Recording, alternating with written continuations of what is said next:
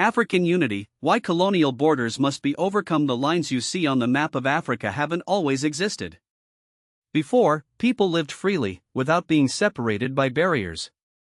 Over 100 years ago, Europeans met in Berlin and drew lines on a map, deciding who would belong to which country, without ever asking Africans. These lines became the borders of our countries today. Unfortunately, they separated families, friends, and entire cultures. Many great African heroes, like Kwame Nkrumah of Ghana and Thomas Sankara of Burkina Faso, said, "These borders are not our true identity. We must unite to be stronger." In this course, we will discover why these borders are a problem and how you can help build a united Africa. African borders, an imposed legacy. Imagine someone comes into your schoolyard and draws a line on the ground, saying you and your friends can no longer play together. That would seem unfair, wouldn't it? That's what happened to Africa. In 1884 and 1885, European leaders met in Berlin to divide Africa. They took a map and drew lines, without looking at who lived where. So, peoples who spoke the same language and had the same traditions ended up in different countries. For example, the Yoruba people were divided between Nigeria and Benin. The Somali were scattered between Somalia, Ethiopia, Kenya, and Djibouti. The Mossi Burkina Faso and Hausa Nigeria peoples were also separated. These borders were not made to help Africans, but to allow Europeans to take Africa's riches, gold, cocoa, oil, diamonds. Before colonization, Africa had its own kingdoms and empires, like the Ghana Empire, the Mali Empire, the Kingdom of Congo, the Songhai Empire, and many others. These empires had their own borders based on cultures and languages. The Europeans erased everything. Today, these borders still exist and cause problems. For example, to go see your family living on the other side of a border, you need a passport and papers, which is not easy. That's why many great African thinkers and leaders said, we must overcome these borders. The heroes who dreamed of a united Africa. Fortunately, there were brave men and women who refused to accept these borders as permanent. They dreamed of a united Africa, where all African peoples would live in peace and brotherhood. The first great hero of this struggle is Kwame Nkrumah, the first president of Ghana, formerly the Gold Coast. Nkrumah freed his country from British colonization in 1957. He said, "Africa must unite." He organized conferences to bring together African leaders and created the Organization of African Unity (OAU) in 1963, which today is the African Union. Nkrumah wanted all African countries to work together, like one big family. Another hero is Thomas Sankara, the president of Burkina Faso. Sankara said that borders were scars of colonization.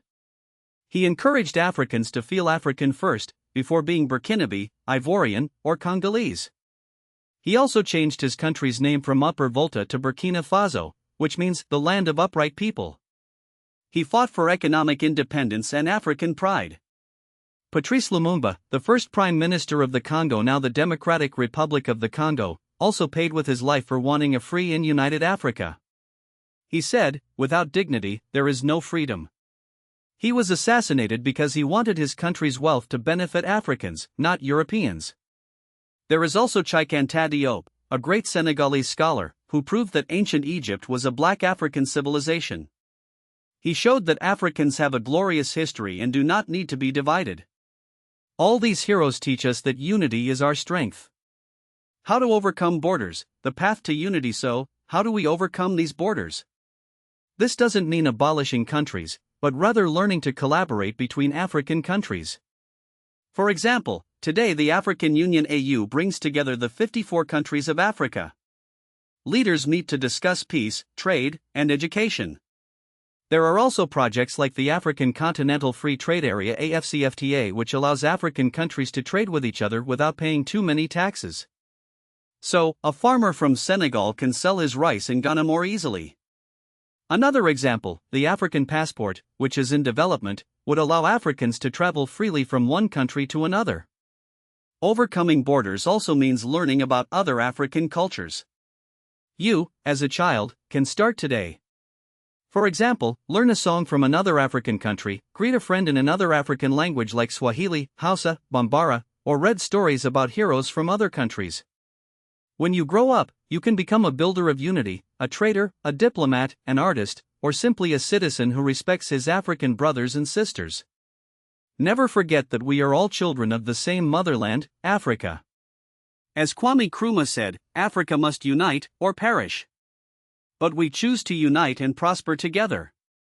Key takeaways: 1. African borders were drawn by Europeans at the Berlin Conference of 1884 to 1885, without respect for African peoples and cultures.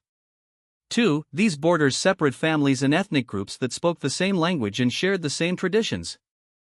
3. Great African heroes like Kwame Nkrumah Ghana, Thomas Sankara Burkina Faso, and Patrice Lumumba Congo dreamed and fought for a united Africa. 4. African unity makes us stronger economically, culturally, and politically. 5. Every African child can help overcome these borders by learning about their brothers and sisters from other African countries and being proud to be African. Activity: draw a large map of Africa on a white sheet, but this time, without country borders. Imagine Africa as one big family. Then, color each region with a different color to represent the major ethnic or cultural groups, for example, the Manding people in West Africa, the Bantu in Central and Southern Africa, the Fulani, etc. You can ask your parents or teacher to help you find these groups.